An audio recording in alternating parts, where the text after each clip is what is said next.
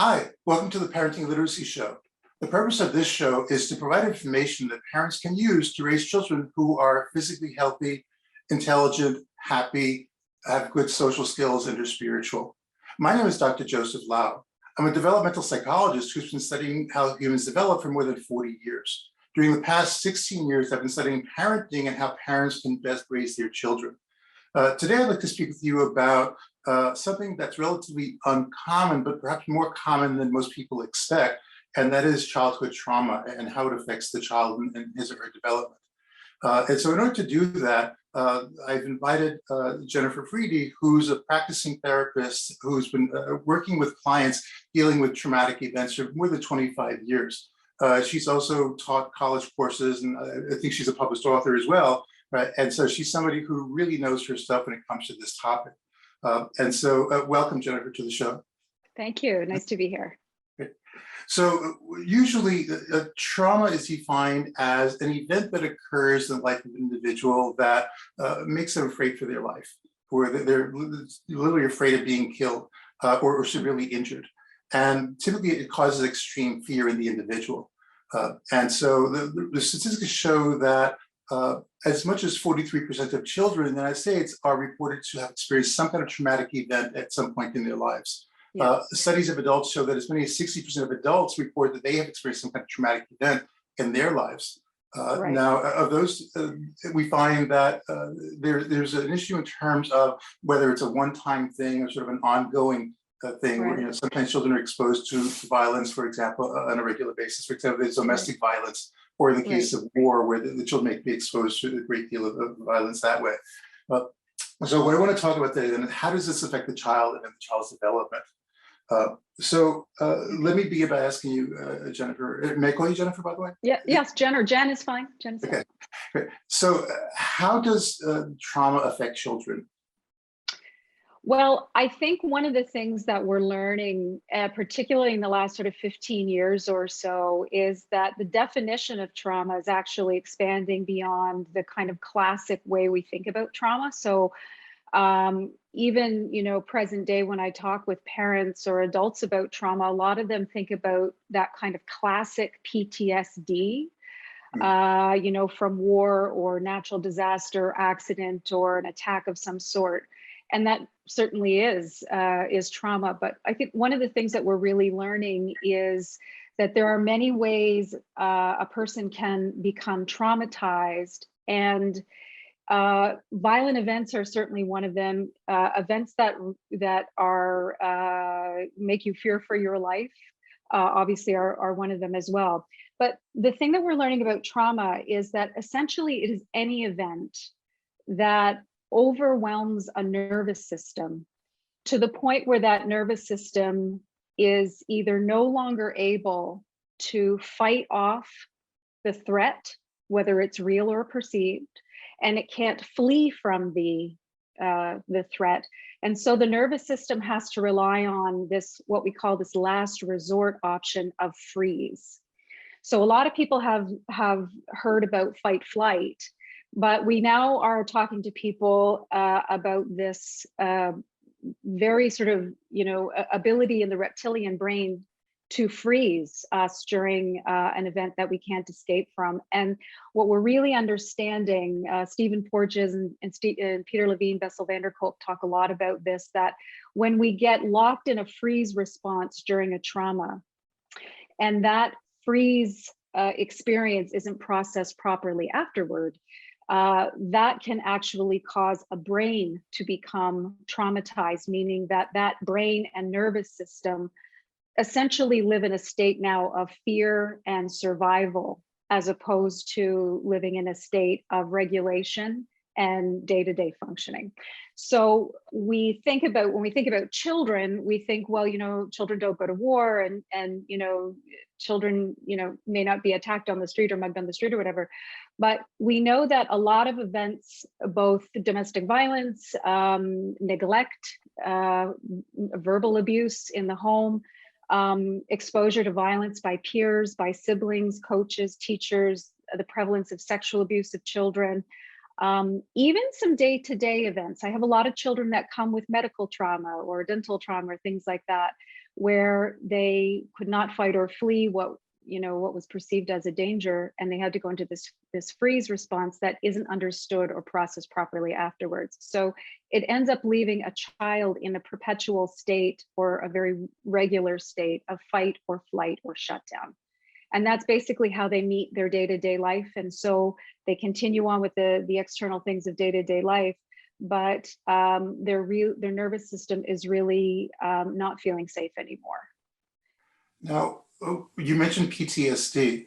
For the audience, I just want to elaborate. That means post-traumatic stress disorder. Right. Now, there are many people would argue that children are resilient, and especially if something happens when they're very young, that they're just going to grow out of it. And so perhaps we don't need to worry as much about that. So how would you address that argument? Right. Well, a lot of times parents will say to me, don't, if your child is really young or they won't really remember, so or time will pass and they may grow out of it. And there certainly is a lot of understanding that the factor of resiliency plays a role in whether or not a nervous system that's been overwhelmed will develop post-traumatic stress or a complex or developmental kind of trauma.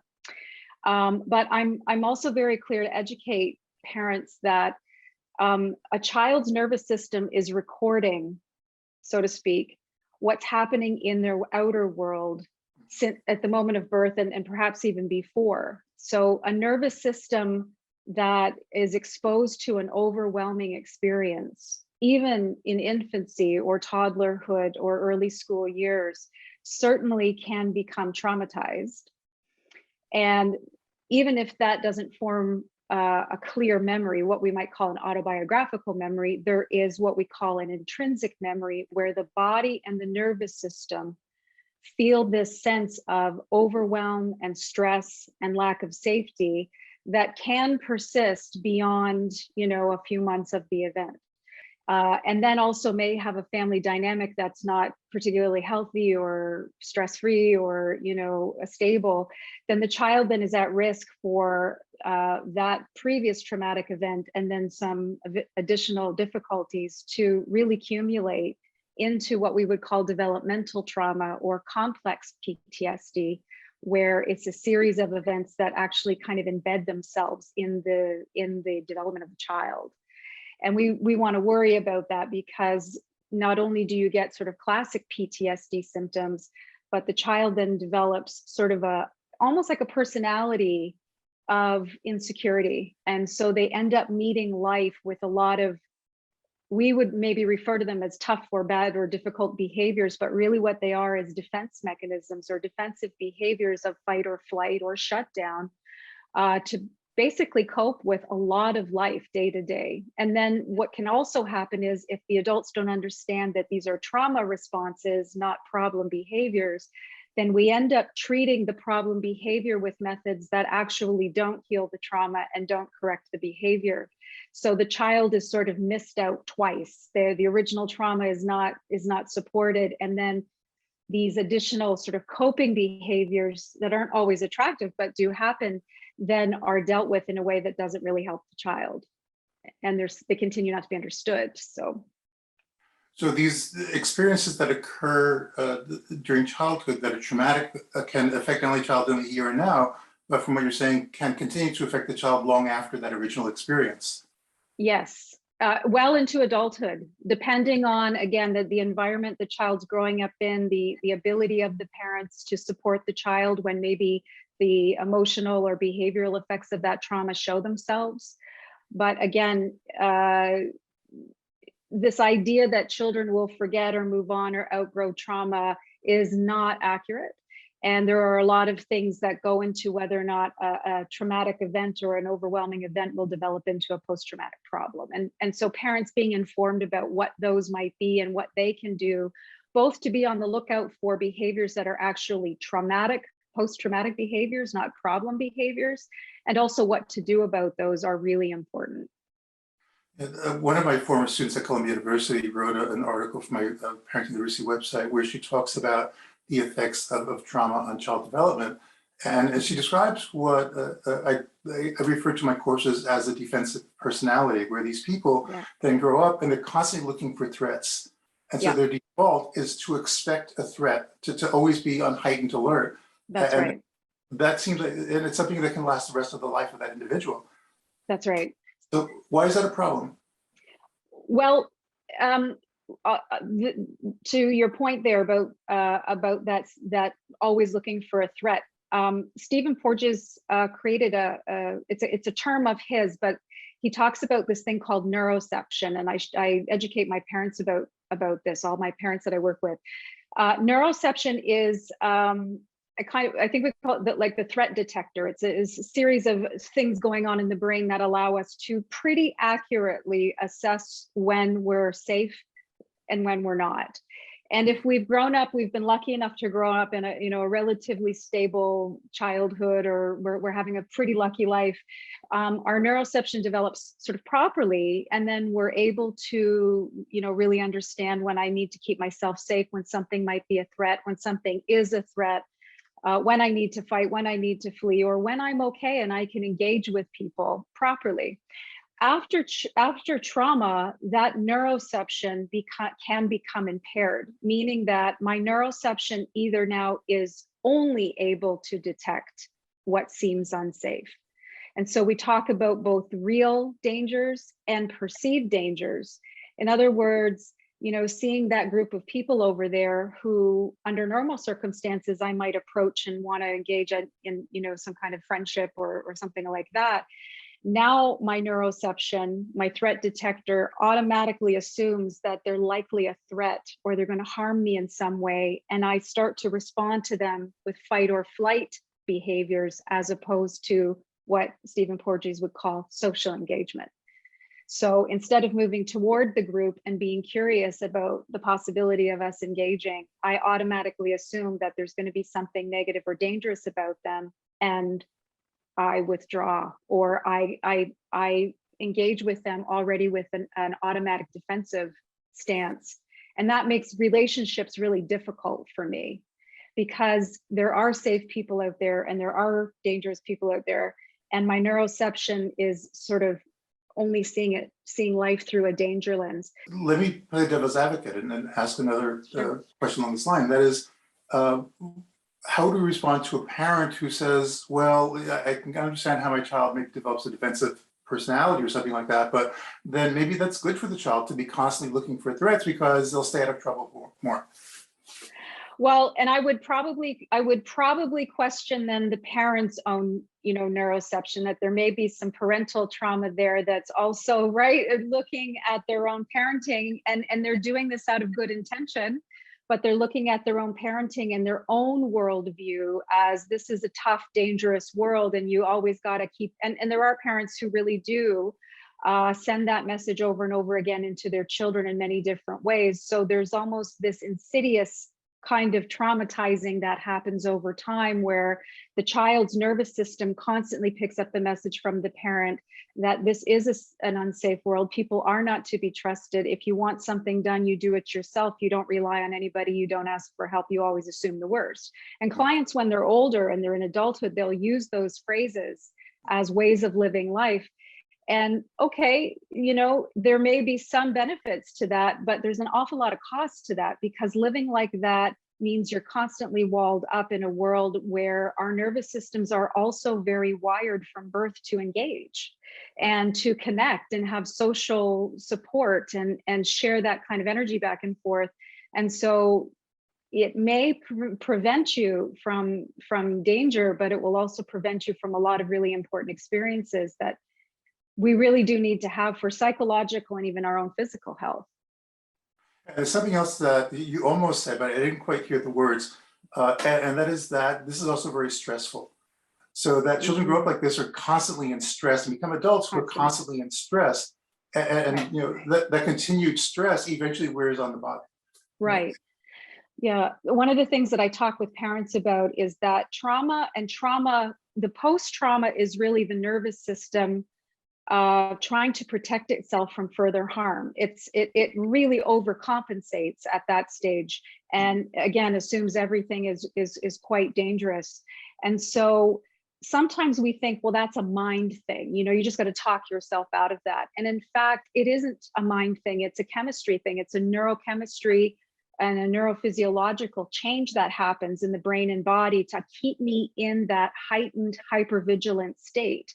So the release of various hormones and neurotransmitters and all these kinds of things that are constantly releasing into my body and keeping me always hyper aware, always a little bit or a lot on edge, very anxious, very panicky, very distrustful. And clients in adulthood, even kids, will tell you, I'm really tired. My body is so tired. I have clients, children and adults, who their bodies and their posturing is so braced, right, to be in that constant high level, what we call fight or flight or hyper aroused state, that they actually can't relax. And then they end up having issues, a lot of physical issues. They have a lot of physical problems and muscle aches and pain and tummy troubles. They have a lot of difficulty with sleep. And for a lot of these kids, in order to try and get down from that elevated hyper aroused state, they're either numbing out and going into lots of video gaming or escapist kinds of things, or using drugs or alcohol to bring their nervous system down because they can't hit a nice normal rate of stability. They're either too high or too low. So we talk a bit about the Goldilocks analogy, where your nervous system is either too hot or too cold, and finding the just right after trauma really becomes the treatment. It really becomes the goal. My research at Hunter is showing that a lot of the problems we have as adults is due to stressors that we experience since childhood. Either problems with how our parents treated us, or not regulating the stress properly.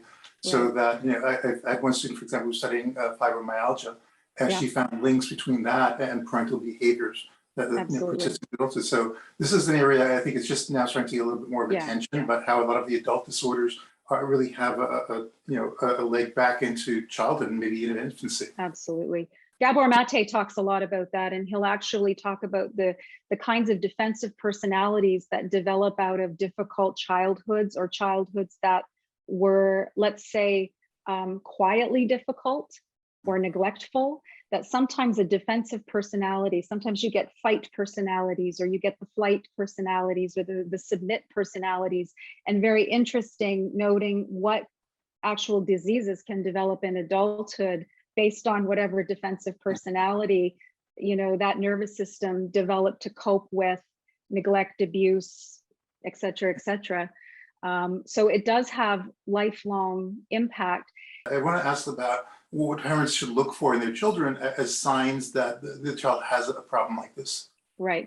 Well, typically with like a classic PTSD, there are kind of 4 categories of symptoms, if you want, or coping, ways of coping that we notice. And those fall into the categories of avoidance.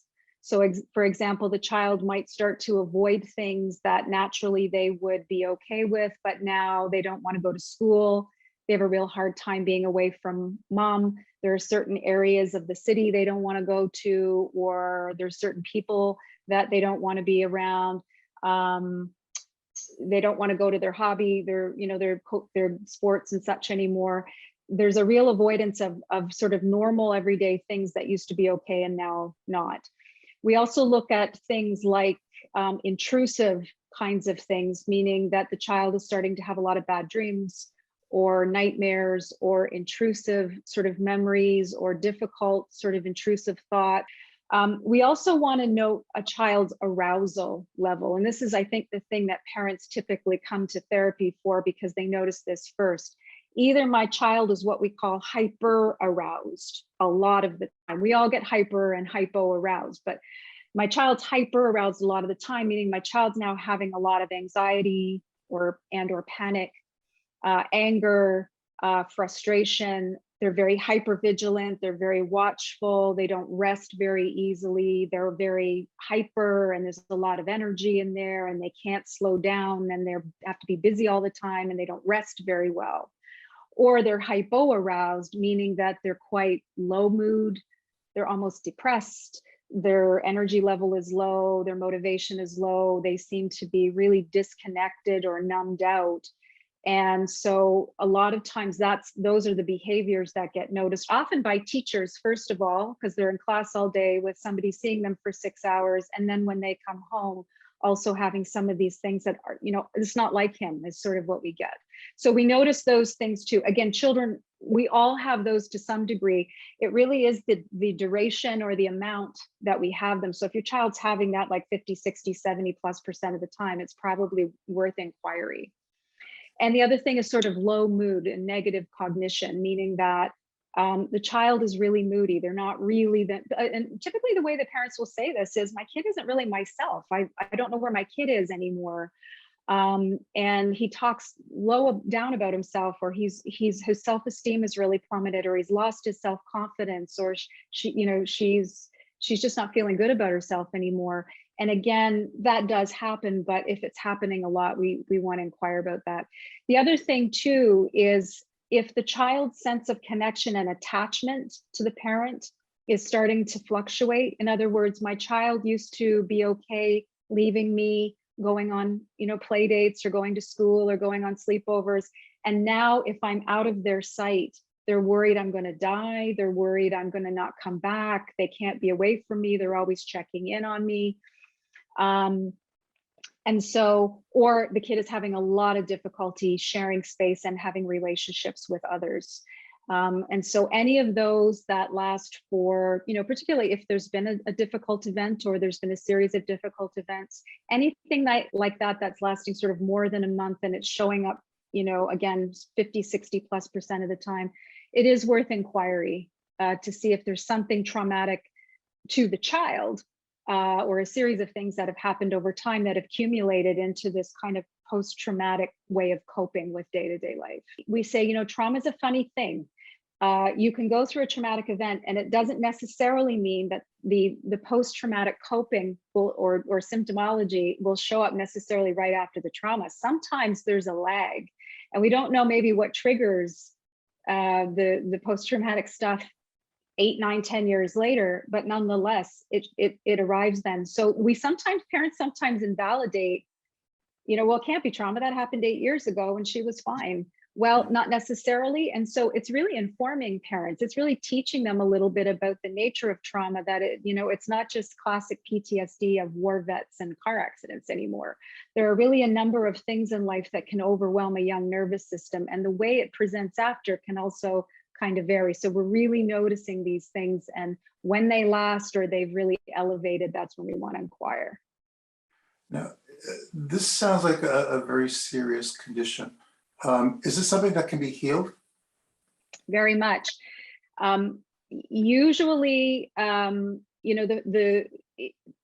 are a couple ways parents typically they ask about this. Number one is, what can we do at home with our child? And number two, how do we involve a professional, and how do we know what kind of professional to involve in our child's life to do some more, psychological healing? And so healing trauma actually has a few stages. If the trauma is fresh, or the trauma has been reactivated and the child is pretty unstable, our first goal is working to kind of get that child more stabilized, and better said, to get that nervous system more stabilized, feeling a sense of safety, feeling more of a sense of security, a sense that there's lots of time and space, a sense that the adults in the child's life can handle what they're going through, and we're here for you, and we're learning about this so we can understand you better and give you and your nervous system. I talk to my clients a lot about their brains and nervous systems, and children come to use that language. So we're trying to help that nervous system kind of reestablish a sense of safety and stability. And we also do a lot of coping, kinds of things as well. But one of the problems, I think, with trauma treatment is sometimes it stops at that. The kid's doing better, the coping mechanisms are better, the child is feeling a little bit, more secure in their attachment with the family or their important grown-ups. But what can happen is the trauma itself does not become processed. We kind of stop there. And so a lot of my clients, both teenagers and even into adulthood, will say, I'm still noticing that when X trigger happens, or X circumstance happens, or a show I watched about such and such happened, I'm back to that trauma activating again. And this could be months later, it could be years later. And so one of the things that I really talk a lot about is the importance of what we call bottom up or right brain therapies that work not just with coping and behaviors and thoughts and cognitive behavioral kinds of things, but also body and somatic and nervous system kind of therapy. And so these therapies really allow the body and the nervous system to get therapy, not just the logical, cognitive, thought-based kinds of stuff. And those are really important. So Let me, yeah, because we're running out of time. sure. At what point should parents take the child to a therapist instead of trying to do this on their own? I think if the problem is not resolving after, a month or two, it's really getting in the way of a child's functioning. They're not going to school, or they're not doing well in school. Their social life is really declining. They're really suffering emotionally, and they can't talk about it. They don't know why they feel this way, or this hard thing happened and I don't know what to do about it. So I would say that if you're getting into those areas and it's lasting that long and the child is really struggling, don't wait too long. And make sure you see a professional that is trauma informed. I've seen trauma victims who, it seems like for the rest of their life, that traumatic experience becomes a defining moment in their lives. And it really kind of defines who they are. I've seen students who would come to meet with me, and within the first 5 minutes of saying hello, seeing me for the first time, they tell me about this traumatic experience in their life. And I've seen some of them have the experience when they're children, some when they're adults, but it just clearly becomes a defining experience. And so would it be accurate to say that one of the ways you can tell that you're making progress with the treatment is if that doesn't happen anymore? What we're trying to do is we're trying to separate out who I am from what happened to me. And when we're still in the thick of trauma, it's who I am. Versus it happened to me and it's over now. And I don't just think that way or try and talk myself into that. I can feel in my nervous system a felt sense of it's over and I'm still me, or I'm okay and I'm still lovable and I matter and the world can be a safe place for me. And that's the rub right there. I see. Well, it seems like we've barely scratched the surface. We could talk for hours. It's a really important topic and fascinating. And I would certainly encourage parents to get a lot more information about it, especially if they think their child has a problem relating to this. Is there a website where parents can get more information about what you do or this kind of therapy? I have a website, and I'm also I've put together a few seminars that talk a lot about a really recent way, the really more current ways of looking at trauma, the kind of the recent science that is informing us more about trauma and what trauma looks like and how we heal that and how we respond to it. So I have those available on my website. There are also some really good books that begin to talk about trauma. One that's very important right now is called The Body Keeps the Score. Okay. The other one, Peter Levine, has a book called Trauma Proofing Your Kids. Okay. And that will offer a lot of information as well. Well, this has been very helpful. You've given us so much information that I think we all have a lot more to think about than before. But again, it's very helpful. So thank you very much for your time. My pleasure. Thank you. Great. Have a great day. You too. Bye. Thank you. Bye-bye.